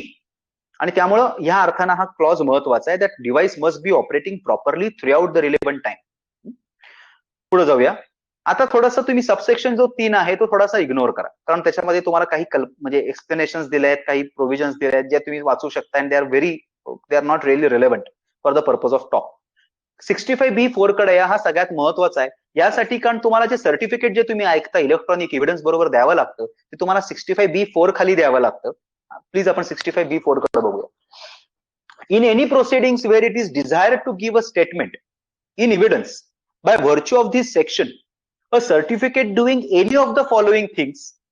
म्हणजे तुम्हाला जर 65B नुसार एखाद्या एव्हिडन्स कोर्टामध्ये द्यायचं असेल तुम्हाला सर्टिफिकेट द्यावं लागतं आणि त्या सर्टिफिकेटमध्ये काय असावं लागतं बघूया. पहिलं, identifying the electronic record containing the statement describing the manner in which it was produced. म्हणजे तुम्हाला इलेक्ट्रॉनिक रेकॉर्ड आयडेंटिफाय करावं लागतं. म्हणजे काय, मी व्हॉट्सअप देतोय तर व्हॉट्सअप देतोय, मी ईमेल देतोय तर ईमेलचे डिटेल्स मला द्यायचे, मी सीसीटीव्हीचे डिटेल्स मला द्यायचे, मी फेसबुकचा स्नॅपशॉट काढलाय तर मला ते डिटेल्स द्यायचे. So identification of electronic record पहिली गोष्ट. And manner in which it was produced, ते कोणत्या प्रकारे प्रोड्यूस केलं गेलं. म्हणजे मी स्नॅपशॉट काढला तर कधी काढला, मी कोणत्या सॉफ्टवेअरचा वापर करून काढला का, माझ्या कॅमेराचा वापर केला का, कॅमेराचा वापर केला तर कॅमेरा कोणता आहे, manner in which it is produced हे मला पहिलं द्यायचंय. दुसरं मला त्या सर्टिफिकेटमध्ये काय लिहायचंय हे महत्वाचं आहे का, आणि इथे मी तुम्हाला 2 कॉन्सेप्ट नंतर एक्सप्लेन करणार आहे. Giving particulars of any device involved in the production of that electronic record. म्हणजे अशी डिव्हाइसेस जे त्या इलेक्ट्रॉनिक रेकॉर्डच्या प्रोडक्शन मध्ये इन्व्हॉल्ड होते अशा डिव्हाइसेसचे पर्टिक्युलर्स मला द्यायचे. म्हणजे असे कोणते डिव्हाइसेस जे त्या इलेक्ट्रॉनिक रेकॉर्डचं ज्यांनी प्रोडक्शन केले, ज्याची निर्मिती केली आहे. आता मी तुम्हाला इथे 2 गोष्टी आवर्जून सांगेन. बऱ्याचदा 65B वेळी आपलं असं होतं की समजा मी एखादा प्रिंटआउट कॉम्प्युटर मधनं काढला तर त्या कॉम्प्युटरचे डिटेल्स मी कोर्टामध्ये देतो, किंवा एखादा सीसीटीव्ही फुटेज मी सीडी मध्ये ठेवलं आणि किंवा एखादं ट्रान्स्क्रिप्ट सीडी मध्ये ठेवलं मी कोर्टामध्ये दिलं, मला वाटतं की मी टेप रेकॉर्डरचे डिटेल्स दिले म्हणजे झालं. तसं नाहीये. प्लीज शब्द बघा, devices involved in the production of the electronic record. उदाहरण तुम्हाला देतो शॉपिंग मॉल मधलं, परत तिकडं जाऊया. सीसीटीव्ही फुटेज आहे, सीसीटीव्ही कॅमेरा आहेत, त्यांनी ते फुटेज पकडले पब्लिक ऑफिसरना लाच घेताना. So that is the first device, camera. तो डेटा कुठं स्टोअर झालाय, तो झाला तुमच्या डीव्हीआर मध्ये, that is the second device. Correct. तो डीव्हीआर मधला डेटा तुम्ही कॉम्प्युटरवर घेणार, कारण तुम्हाला तो सीडी फॉर्म मध्ये कोर्टात हजर करायचा आहे प्रॉसिक्युशनचा एव्हिडन्स म्हणून. That is a third device. तुम्ही तो फॉरेन्सिक अनालिसिसला पाठवलात लॅबमध्ये, दॅट्स अ फोर्थ डिव्हाइस. नंतर तुम्ही तो पीपी कडे दिलात, पीपीने समजा त्या कॉपीज काढल्या त्याच्या मे बी डिफेन्सला देण्यासाठी, चार्जशीट बरोबर फाईल करण्यासाठी, व्हॉट एव्हर, ते कॉपीज काढल्यात. 6 डिव्हाइस. म्हणजे गंमत बघा, सीसीटीव्हीचा पुरावा हा कोर्टामध्ये येऊस्तवर तो 6 डिव्हाइसेस मधनं गेलाय, तो 6 डिव्हाइसेसच्या माध्यमातून गेलाय. हे सगळे devices, all this devices are involved in the production of the electronic record. त्यामुळे मला 65B4 खाली जे सर्टिफिकेट द्यायचंय यामध्ये ह्या सगळ्या डिव्हाइसेसचे पर्टिक्युलर्स असणं हे अत्यावश्यक आहे, ना की फक्त शेवटचा कॉम्प्युटर. हे खूप आवर्जून लक्षात घ्या. आणि इथं तुम्हाला 2 कॉन्सेप्ट मी सांगेन जे अतिशय महत्वाचे आहेत इलेक्ट्रॉनिक एव्हिडन्स मध्ये, ज्याला पहिलं म्हणतो आम्ही chain of custody. Chain of custody म्हणजे काय, तर कोणताही इलेक्ट्रॉनिक पुरावा हा 4 स्टेज मधनं जातो, ज्याला मी म्हणतो seizure, acquisition, analysis and reporting. Seizure म्हणजे काय, तर तो हस्तगत करणं, सीसीटीव्ही पोलिसांनी हस्तगत करणं. ऍक्विजिशन म्हणजे काय, त्याचा डेटा काढून घेणं, रिट्रीव्हल करणं. अनालिसिस म्हणजे काय, तो फॉरेन्सिक लॅबला द्याल, त्या अॅक्युज तुम्हाला चेहरा नीट दिसेल, तुम्ही थोडं झूम इन कराल, त्याचं ब्लडनेस काढाल, शार्पनेस वाढवाल. Correct. So this is the analysis. त्याची आयडेंटिटी एस्टॅब्लिश कराल. And final is what you call a report, म्हणजे कोर्टामध्ये तो हजर कराल. तर हे ज्या स्टार स्टेजेस आहेत, ऍक्विजिशन, सीझर, ऍक्विजिशन, अनालिसिस आणि रिपोर्टिंग, ह्याला मी चेन ऑफ कस्टडी म्हणतो. याचा वेगळा फॉर्म असतो जो पोलिसांनी देणं बंधनकारक असतं, कारण ह्या चेन ऑफ कस्टडीमध्ये कुठेही जर समजा एखादा गॅप असेल तर तो गॅप हा अक्युज्डला बेनिफिशियल असतो, कारण चेन ऑफ कस्टडी ही ब्रेक होता कामा नये असं कायदा मानतो. तर चेन ऑफ कस्टडी ही महत्वाची कॉन्सेप्ट आहे, ही पहिली इथे लक्षात घ्या. दुसरी कॉन्सेप्ट तुम्ही लक्षात घ्या, ज्याला मी कंटेम्पोरोनियस सर्टिफिकेशन असं म्हणतो. आपल्यापैकी अनेक जणांनी ही टर्म ऐकली नसेल, पण ती अतिशय महत्वाची, प्लीज समजून घ्या. कंटेम्पोरोनियस सर्टिफिकेशन म्हणजे काय? उदाहरण परत मी तुम्हाला मॉलचं देतो, कारण ते समजायला थोडं सोपं आहे आणि तुम्हाला ते माहिती झालंय. सीसीटीव्ही जेव्हा फुटेज घेतो, सीसीटीव्ही फुटेज घेतल्यानंतर जेव्हा पोलीस ते सीसीटीव्ही फुटेज त्या मॉलमधनं घेऊन बाहेर पडतात, तेव्हा 65B चं सर्टिफिकेट देणारी जी व्यक्ती आहे ती कोण आहे? लीगल अथॉरिटी कोण आहे सीसीटीव्ही फुटेजवर? त्या मॉलचा ओनर आहे किंवा त्याचा आयटी डिपार्टमेंटचा हेड आहे.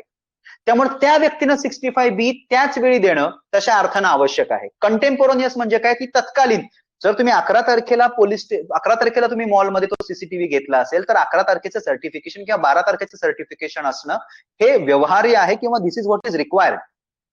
नंतर तो फॉरेन्सिक लॅबमध्ये गेला, फॉरेन्सिक लॅबमध्ये त्याचं अनालिसिस केलं गेलं. अनालिसिस करत असताना त्याच्यावर जो वापर केला गेला, जे प्रोसेसिंग केलं गेलं, त्याबद्दल 65B कोण देऊ शकतं? त्या फॉरेन्सिक लॅबचा जो मेन कोण असेल इन्चार्ज तो देणार आहे. त्यानंतर जेव्हा पीपींकडे जाईल, पब्लिक प्रोसिक्युटर जाईल, पब्लिक प्रोसिक्युटर त्याच्या कॉपीज जर काढल्या तर त्या मशीन बद्दल देणारी व्यक्ती कोण आहे? तर पीपी आहे. त्यामुळे जे आपल्या डोक्यामध्ये असतं की 65B हे एकच असणार आहे आणि ते एकाच व्यक्तीनं दिलं पाहिजे, हे कम्प्लिटली चुकीचं आहे. कारण तुम्हाला उदाहरण देतो, जर समजा फॉरेन्सिक लॅबनं तर सीसीटीव्ही कॅमेरा नीट चालू होता असं पीपी म्हणू शकेल का? किंवा फॉरेन्सिक लॅबवाला म्हणू शकेल का? तो कधीच म्हणू शकणार नाही, कारण सीसीटीव्ही हा त्याच्या कंट्रोलमध्येच नाहीये, तो मॉलवाल्याच्या कंट्रोलमध्ये. त्यामुळे 65B देणारी अथॉरिटी ही मॉल ओनर असली पाहिजे, not the public prosecutor, neither the forensic analyst. त्याचप्रमाणे PP can't vouch for what happened inside the forensic lab. It is the forensic analyst alone who has to give the certification. So certificate must be obtained at the time when the evidence is processed, when the evidence is acquired, when the evidence is analyzed, when the evidence is reported. त्यामुळे chain of कस्टडीच्या प्रत्येक स्टेजला relevant certification मिळवणं हे आवश्यक असतं. म्हणून मी chain of कस्टडीची concept तुम्हाला आधी सांगितली आणि कंटेम्पोरोनियसची कॉन्सेप्ट तुम्हाला नंतर सांगितली. हे आवर्जून लक्षात घ्या. आणि इनफॅक्ट तुम्हाला हवं असेल तर एक अतिशय छान जजमेंट आहे, ज्याच्यामध्ये तुम्हाला हवं असेल तर तुम्ही जरूर लिहून घ्या. Bhupesh Tichkule versus state of Maharashtra. याच्यामध्ये मी तुम्हाला आता जे बोललो सीसीटीव्हीचं वगैरे, ह्या संदर्भातला थोडासा रेफरन्स तुम्हाला छान पद्धतीने मांडलेला दिसेल. सायटेशन्स मी तुम्हाला शेअर करतो. आणि दुसरं एक जजमेंट आहे ज्याच्यामध्ये कमल पटेल वर्सेस रामकिशोर डोगणे, हे 2016 पहिला volume, Madhya Pradesh law journal 528. याच्यामध्ये हायकोर्ट, मध्य प्रदेश हायकोर्ट असं म्हटलंय की जर तुम्ही सर्टिफिकेट एखादी सीडी 2013 मध्ये तयार केली आहे, त्याचं 2015 मध्ये सर्टिफिकेशन जर तुम्ही 65B चं करणार असेल तर ते कायद्यानं अलाउड नाहीये. तुम्हाला सर्टिफिकेशन हे त्याच वेळी करणं आवश्यक होतं. ते कंटेम्पोरोनियसच असलं पाहिजे, हे महत्वाचं. आता तिसरी गोष्ट बघा, डीलिंग, पुढची कंडिशन मी वाचतोय, dealing with any of the matters to which the conditions mentioned in subsection 2 relate. म्हणजे काय? त्या सर्टिफिकेटमध्ये आपण मगाशी वाचल्या, तुम्हाला आठवतंय मी ज्या कंडिशन्स म्हटल्या, regularity of feeding, ordinary course, तर त्यातल्या ज्या कंडिशन्स तुमच्या केसमध्ये लागू आहेत त्या कंडिशन्स बद्दल उल्लेख करणं त्या 65B च्या सर्टिफिकेटमध्ये आवश्यक आहे. ज्या कंडिशन्स लागू आहेत त्याचाच उल्लेख करणं आवश्यक आहे. जसं मी उदाहरण दिलं, हॅकिंग सारखी एखादी घटना घडली, मी असं नाही म्हणू शकत की रेग्युलरली माझ्या कॉम्प्युटरवर हॅकिंग होतं. I must mention only those conditions which are relevant to my case. Please understand this. Final महत्वाचं बघा, ते सर्टिफिकेट कोणी सही केलं पाहिजे? purporting to be signed by the person occupying a responsible official position in relation to that device or management of the device. म्हणजे कोणीही सही करून चालणार नाही, ते सही अशाच व्यक्तीनं केलं पाहिजे ज्याचा त्या डिव्हाइसवर रिस्पॉन्सिबल ऑफिशियल होल्ड होता किंवा who was occupying the responsible official position. म्हणजे काय, मी तुम्हाला उदाहरण देतो आणि इथे मी तिसरं जजमेंट तुम्हाला सांगेन. मी नवजोत संधू तुम्हाला बोललो, 3 महत्वाची जजमेंट्स माइलस्टोन. मी अनवर वर्सेस बशीर तुम्हाला बोललो. तिसरं जजमेंट आहे हे शफी मोहम्मदचं जजमेंट. तुम्हाला सायटेशन हवं असेल तर मी तुम्हाला ते देतो. शफी मोहम्मद हे बऱ्यापैकी रिलेव्हंट लेटेस्ट जजमेंट आहे. शफी मोहम्मद मध्ये सुप्रीम कोर्ट असं म्हणालं की समजा एखादं डिव्हाइस, मी तुम्हाला उदाहरण देतो की समजा त्या केसमध्ये सीसीटीव्हीच्या त्या केसमध्ये समजा त्या व्यक्तीकडनं मी आहे, कुणाकडून, त्या अक्युज्ड कडून, ज्याच्यावर तो गुन्हा दाखल झालाय, तो पब्लिक ऑफिसर किंवा पब्लिक सर्वंट माझा क्लायंट आहे. मला तो सीसीटीव्ही पुरावा हस्तगत करायचा आहे आणि त्यातनं असं दाखवायचं की बघा प्रत्यक्षामध्ये मी काही ती लाच घेतलेली नाही, मी फक्त भेटण्यासाठी गेलेलो होतो. अशा वेळी मी तो पुरावा सीसीटीव्हीचा अर्ज करून विनंत्या करून कसं तरी करून मी तो पुरावा मिळवला आणि कोर्टामध्ये हजर केला की बघा साहेब याच्यामध्ये असं काही दिसून येत नाहीये, इनफॅक्ट हा एक्सकल्पेटरी एव्हिडन्स आहे, हा इन्क्रिमेटरी नाही. आता गंमत बघा, मी 65B देऊ शकेल का त्या सीसीटीव्हीचं? मी देऊ शकणार नाही, कारण सीसीटीव्ही ही माझ्या कंट्रोलमध्ये होती का? माझ्या कंट्रोलमध्ये नव्हती. सीसीटीव्ही ही मॉलच्या कंट्रोलमध्ये होती. त्यामुळे अशा केसमध्ये सर्वोच्च न्यायालय असे म्हणतं की जर तुमचा त्या डिव्हाइसवर कंट्रोल नसेल, तुमची ऑफिशियल रिस्पॉन्सिबल पोझिशन नसेल, तर अशा केसमध्ये 65B देणं तुम्हाला बंधनकारक नाही. एवढंच फक्त माननीय सर्वोच्च न्यायालयानं सांगितलेलं आहे. दुर्दैवानं या जजमेंटचं इंटरप्रिटेशन असं अनेकदा केलं जातं की नाही, अनवर वर्सेस बशीरमध्ये जे कंपल्सरी 65B म्हणण्यात आलं, ते नंतर शफी मोहम्मदमध्ये सर्वोच्च न्यायालय म्हटलं कंपल्सरी नाही, तर ते पूर्णतः चुकीचं आहे. सर्वोच्च न्यायालयानं फक्त अशा केसेसमध्ये टिप्पणी केली आहे ज्याच्यामध्ये ते डिव्हाइसच मुळात तुमच्या कंट्रोलमधलं नाहीये. बरोबर आहे. अगदी मी तुम्हाला एक्स्ट्रीम केस सांगतो. फॅमिली डिस्प्यूटमध्ये नवरा आणि बायकोचं समजा एखादं भांडण असेल आणि अडल्टरी प्रूव्ह करण्यासाठी समजा बायकोनं नवऱ्याच्या मोबाईल मधले काही कॉन्व्हर्सेशन कोर्टापुढे हजर केली, तर 65B देणं तिनं तसा अर्थानं बंधनकारक आहे का? तर ती देऊ शकेल, पण तो नवऱ्याचं डिव्हाइस त्याचं बरोबर ऑपरेट होत होतं, नवऱ्याचं डिव्हाइस मध्ये रेग्युलरली ही इन्फॉर्मेशन फीड होत होती, हे म्हणण्याची वाईफला जबाबदारी आहे का? तर अजिबात नाही, कारण wife is not the one who is holding the responsible official position with respect to that device. It is the husband. आणि हस्बंड तर ऑफकोर्स देणार नाहीये कधी हे सर्टिफिकेट, तो स्वतःच्या विरुद्धचा पुरावा कशाला ग्राह्य करून घेईल. त्यामुळे अशा केसमध्ये वाईफला अडवू नये. अशा केसमध्ये ज्या व्यक्तीच्या कंट्रोलमध्ये ते डिव्हाइस नाहीये त्याला त्रास होऊ नये म्हणून केवळ सर्वोच्च न्यायालयाने हे एक्सेप्शन केलंय, हा अपवाद केलाय. म्हणून शफी मोहम्मद जजमेंट एका अर्थानं महत्वाचं आहे. आता तुम्हाला एक आवर्जून केस प्लीज घ्या, Brajesh Tiwari versus state of MP. या 2016 SCC ऑनलाईन MP 8424 यामध्ये कोर्टानं असं सांगितलं, तुम्ही बऱ्याचदा CDR बघितलं असेल, तर CDR कॉल डिटेल रेकॉर्ड की आरोपी त्यावेळी कुठं होता हे बघण्यासाठी तुम्ही लोकेशनसाठी, टॉवर लोकेशनसाठी ते वापरता. तर अशा केसमध्ये कोर्ट म्हटलं की फॉरेन्सिक लॅबचा पोलीस ऑफिसर किंवा स्टेशनचा पोलीस ऑफिसर ह्यानं CDR 65B सर्टिफिकेट देऊन चालणार नाही, त्या सेल्युलर कंपनीच्या नोडल ऑफिसरना देणं ते आवश्यक आहे. मी तुम्हाला जी कॉन्सेप्ट सांगितली की त्या डिव्हाइसचा जो इन्चार्ज आहे, जो ऑफिशियली पोझिशन होल्ड करतो, त्यानं ते देणं आवश्यक आहे, इतर कोणी ते देऊन चालणार नाही. तर दिस इज द इम्पॉर्टंट कॉन्सेप्ट. आणि महत्वाचं एक कायम लक्षात घ्या की 65B जो व्यक्ती देतो त्याला त्या इन्फॉर्मेशन, त्या सिस्टीम बद्दल माहिती असणं अतिशय आवश्यक आहे. Please make sure that he knows about the system. त्याला पासवर्ड समजा माहित नसेल, त्याला काय ती सिस्टीम मध्ये इनपुट कसं टाकलं जातं, आउटपुट कसं येतं हे माहित नसेल, तर केवळ आपण कोणाला तरी पकडून त्याची सही त्याला करायला लावणं is absolutely wrong. There is a judgment of the Bombay High Court where the Bombay High Court has said that you do not know the password, you do not know the way of input, you do not know how the output is obtained, you are not the person who is qualified to sign the certificate under 65B. Judgment, if you wish, you can have the citation Shraddha Shipping versus Adhirthi Trading Company, 2014 SCC Online Bombay 2273. In this case, the certificate was signed by the private consultant. When in the cross examination he was asked, tell me the password of the system, he said I don't know. Tell me how the information is entered into the system, he said I don't know. Tell me how the output is produced, he said I don't know.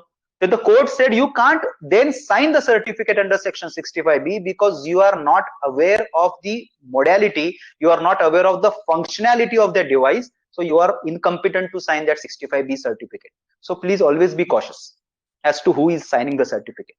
And yes, many webinars I am asked the question की अशा व्यक्तीला क्रॉसला समन करता येतं का? तर absolutely करता येतं. He can be summoned for a cross because he is producing the certificate. The one who affirms, because generally procedure अशी आहे की सर्टिफिकेट हा शब्द जरी कायद्यात वापरला असेल तर आपण ऍफिडेव्हिट फॉर्म मध्ये ते देतो. हे ऍफिडेव्हिट तुम्ही ऍक्च्युअली तुमच्या पुराव्याच्या शपथपत्राचा भाग म्हणून पण करू शकता, पण ideal procedure is that you file the separate certificate आणि yes he can be cross examine. There are two types of witness, as we all know. I will not digress into that. The witness of a fact, witness of an opinion, and witness for the purpose of document. जो document produce करण्यासाठी कोर्टामध्ये येतो त्याचं काम संपतं ज्या क्षणी तो डॉक्युमेंट प्रोड्यूस करतो. You can't cross examine that person. The moment the party is trying to prove the contents of that document through some witness, then you can cross examine him, but you can't cross examine the person who brings the document only. In this case, he is not only bringing the document, he is vouching for correctness of that electronic record. Therefore, he can be cross-examined. त्याचं cross-examine होऊ शकतं. And finally, it says, it shall be evidence of the matter stated in the certificate. म्हणजे असं जर तुम्ही 65B चं certificate दिलं तर तो त्या इलेक्ट्रॉनिक एव्हिडन्सचा पुरावा म्हणून मानलं जाईल. That's it. Please understand, this is not a conclusive proof. हे कन्क्लुझिव्ह प्रूफ नाहीये.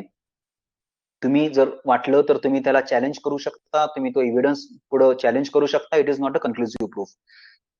I told you the ways to do it. It can be done by cross examination. It can be done under section 22A. There are too many ways to do it. It's not a conclusive proof because we all know section 4 of the Evidence Act defines conclusive proof. This is not a conclusive proof. शेवटचे 10 मिनिटात मी तुम्हाला 5 मिनिटात महत्त्वाची judgement सांगतो. बऱ्याचदा मला विचारलं होतं फॉर्मॅट काय आहे का 65B चा. There is a judgment of Arc shipping corporation, Arc shipping versus CRT ship management, Bombay High Court judgment आहे. 2007 6वा व्हॉल्यूम, बॉम्बे केस रिपोर्टर 311. मी स्पष्ट सांगेन, ह्या केसमध्ये बॉम्बे हायकोर्टनं सर्टिफिकेटचा फॉर्मॅट वगैरे दिलेला नाहीये. केवळ एका पार्टीनं हायकोर्टापुढे जे सर्टिफिकेट जे आलं ते केवळ कोर्टानं रिप्रोड्यूस केलंय जजमेंटमध्ये. हवं असेल तर एक गायडिंग प्रिन्सिपल म्हणून तुम्ही त्याच्याकडे आवर्जून बघा. पण माझा स्पष्ट सल्ला हा नेहमी असतो की please do not follow the cut copy paste format. Every electronic evidence is different. Every digital evidence is different. You can't have the cut copy paste for anything. It may be an appeal, it may be a writ, it may be a suit, it may be a WS, it may be an affidavit. Never ever we should not indulge into a cut copy practice. त्यामुळे 65B चा format असा set नाहीये. तो तुम्ही त्या केसमध्ये जो योग्य वाटतो त्याला अनुसरून तुम्ही तो करा, and that will be the perfect format. Don't worry about, there is no ideal format published by any there is no legislative format, neither it's in any judicial verdict. Okay. बरं 65B कोणत्या स्टेजला द्यायचं हा देखील प्रश्न असतो. तर लक्षात घ्या, कोणत्याही डॉक्युमेंट मध्ये जर तुम्ही सिव्हिल मध्ये गेलात तर मी म्हटल्याप्रमाणे 3 स्टेज असतात. तसं बघायला गेलं तर पहिली असते तुम्ही पुराव्यामध्ये तो हजर करता डॉक्युमेंट. तुम्ही यादी जेव्हा देता डॉक्युमेंटची तुम्ही हजर करता, त्यावेळी त्याला तुम्ही टेंटेटिव्ह एक्झिबिट दिलं समजा, तो पहिली स्टेज आहे. दुसरी स्टेज असते ऑर्डर 13 रूल 4 खाली, जेव्हा तुम्ही त्याला एक्झिबिट देण्यासाठी कोर्टाकडे रिक्वेस्ट करता, त्याला एक्झिबिट पडतं. आणि तिसरं म्हणजे तुम्ही त्या डॉक्युमेंटची सत्यता प्रूव्ह करता, आर्ग्युमेंट मध्ये असेल, पुराव्यानं असेल. तर 65B तुम्हाला सुरुवातीला द्यायची गरज नसते. म्हणजे अगदी डॉक्युमेंट तुम्ही ईमेल हजर केला त्याच्या बरोबरच 65B गेलं पाहिजे असं नाहीये. तुम्ही जेव्हा त्याला एक्झिबिट टाकणार असाल, जेव्हा निशाण टाकणार असाल, तेव्हा ते देणं आवश्यक आहे. क्रिमिनल मध्ये जर बघितलं तर चार्जशीट बरोबर देखील ते फाईल करण्याची गरज नाही. सर्वोच्च न्यायालय म्हणतं हे नंतर प्रोसिक्युशन फाईल करू शकतं. जजमेंट तुम्हाला हवं असेल तर जरूर घ्या. State of Karnataka versus MR Hiremath 2019 7वा volume, SCSC 515, supreme court cases 515. त्याच्यामध्ये सांगितले की चार्जशीटच्या बरोबर 65B दिलं नाही तरी चालेल, ते नंतर देता येतं. त्याचं कारण तुम्हाला सांगतो, हा क्युरेबल डिफेक्ट मानला गेलाय कायद्यामध्ये. क्युरेबल डिफेक्ट म्हणजे जो क्युअर करण्याजोगा आहे, जो दुरुस्त करण्याजोगा आहे, असा डिफेक्ट मानला गेलाय. That judgment is Nyati builder versus Rajat Dinesh Chauhan.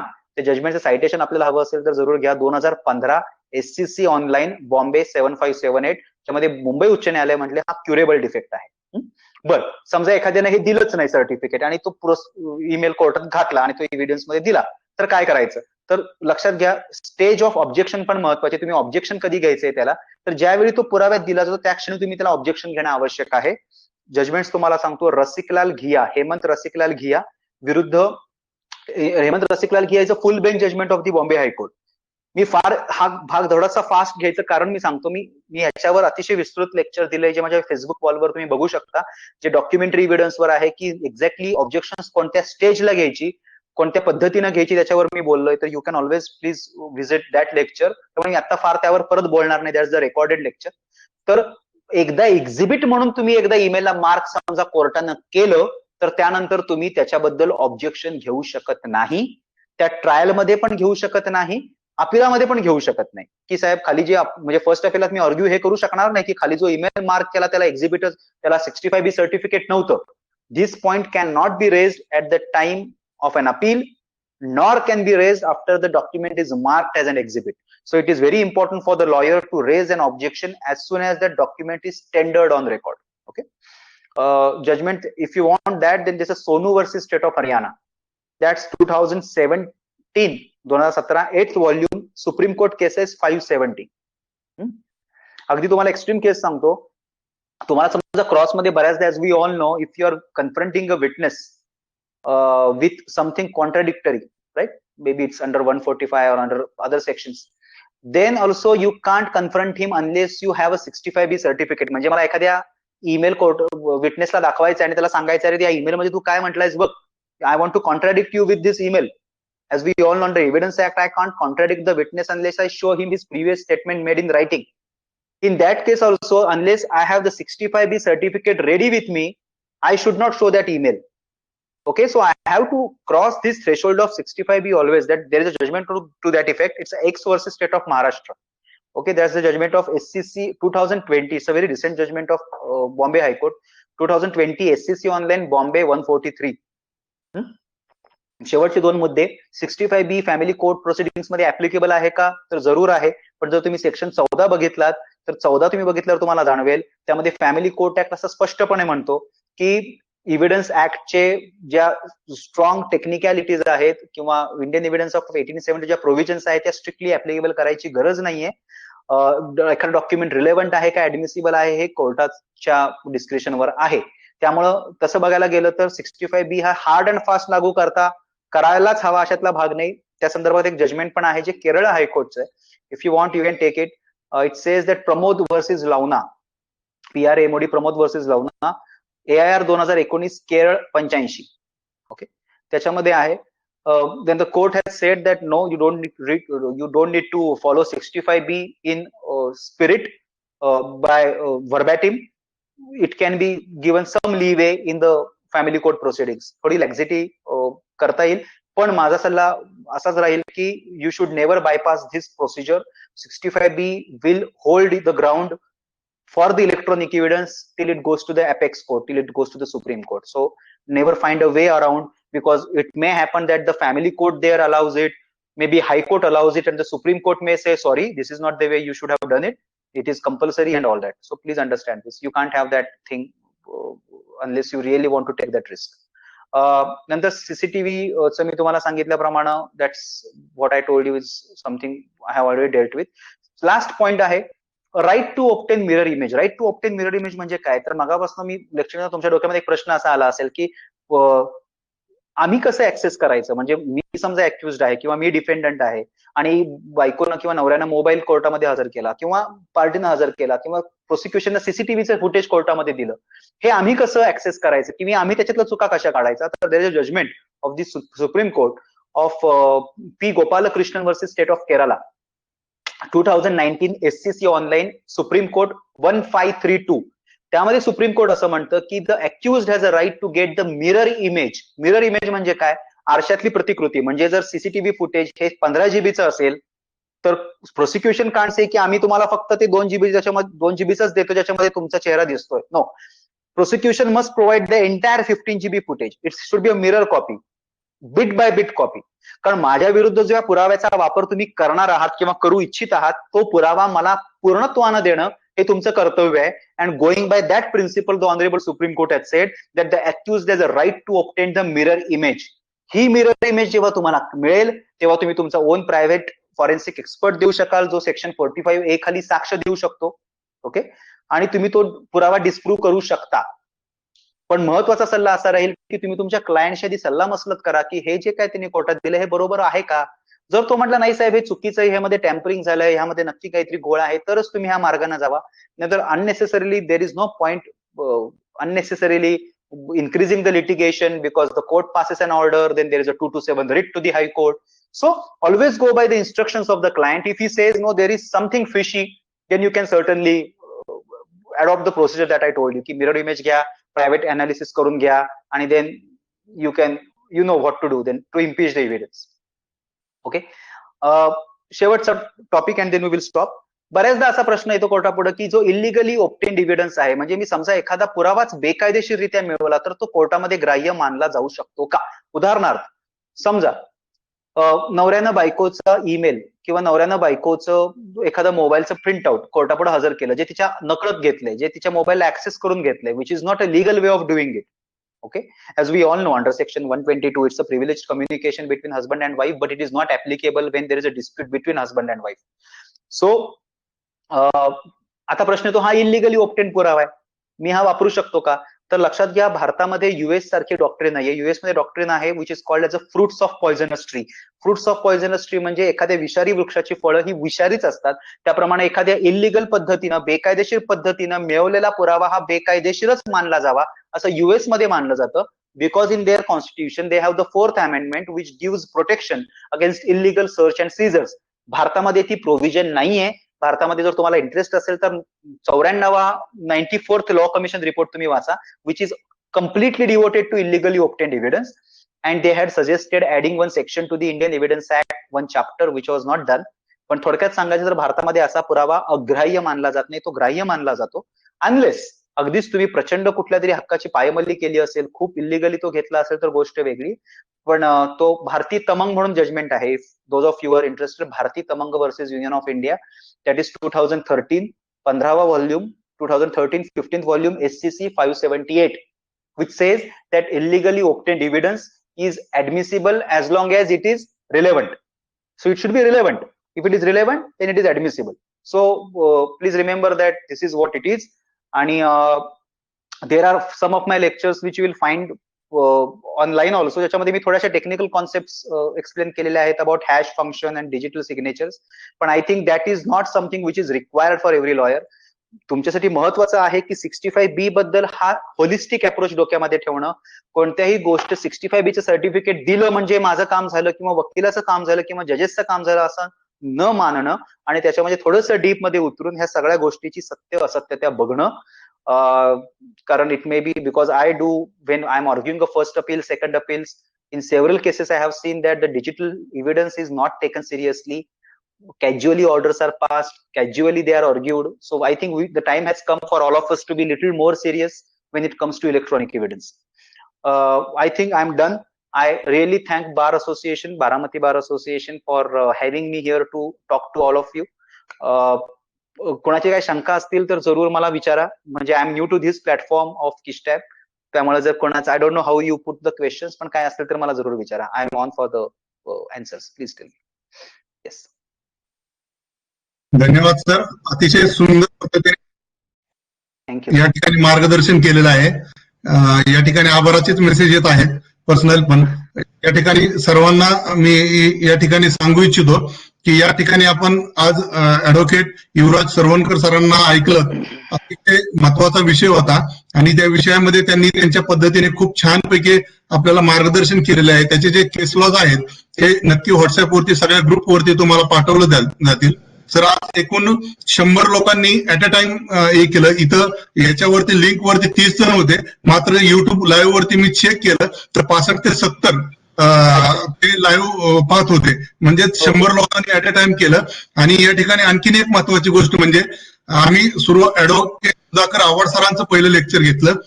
त्याचं आतापर्यंत मी 6 वाजता पाहिलं तर 672 जणांनी ते लेक्चर ऐकलेलं आहे.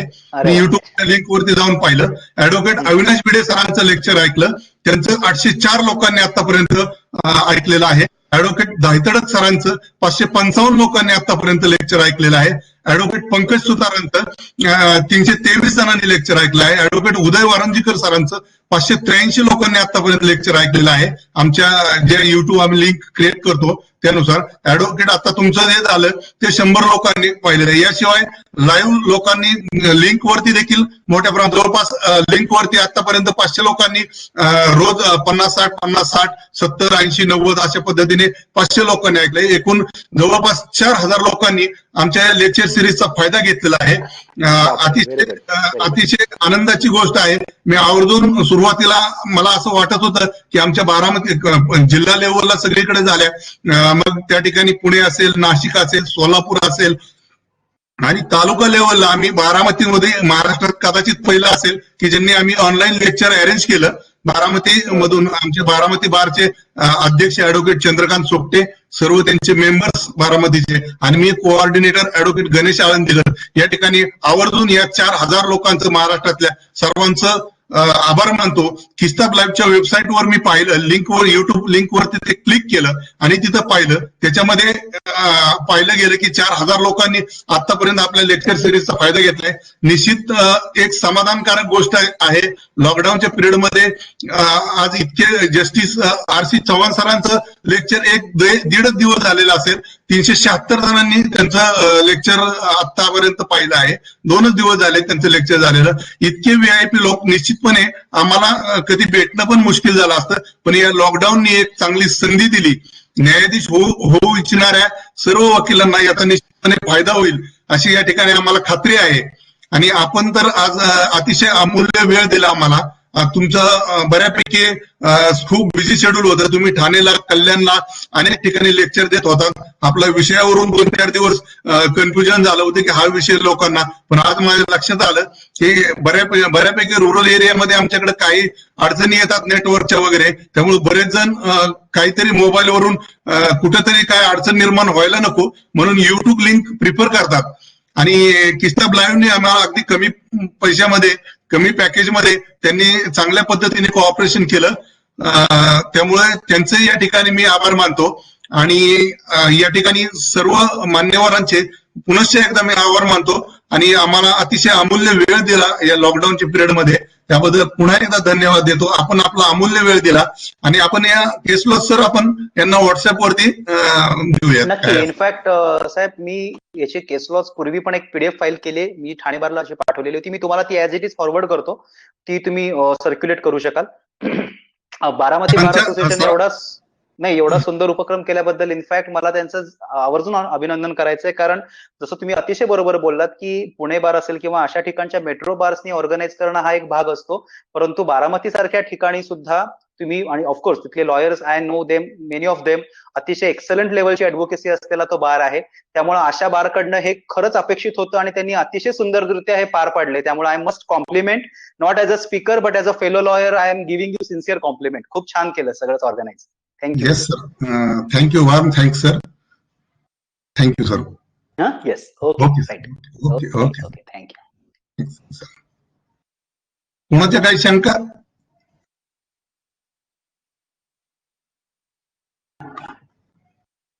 कोणाच्या काही शंका असतील ना तर मला या ठिकाणी आपल्या ग्रुपवरती, आपण जो लेक्चर ग्रुप केलेला आहे त्या लेक्चर ग्रुपवरती मेसेज केला किंवा मला पर्सनलला जरी पाठवलं तर त्यांना केस लॉज आणि काही शंका, क्युरीज असतील त्या निश्चितपणे मी या ठिकाणी आपले बारामती बार असोसिएशनचे अध्यक्ष ऍडव्होकेट चंद्रकांत सोपटे, सर्व त्यांचे सहकारी सदस्य, त्याचप्रमाणे मी स्वतः कोऑर्डिनेटर ऍडव्होकेट गणेश आळंदीकर, सर्वांचंच या ठिकाणी पुनश्च एकदा आभार मानतो.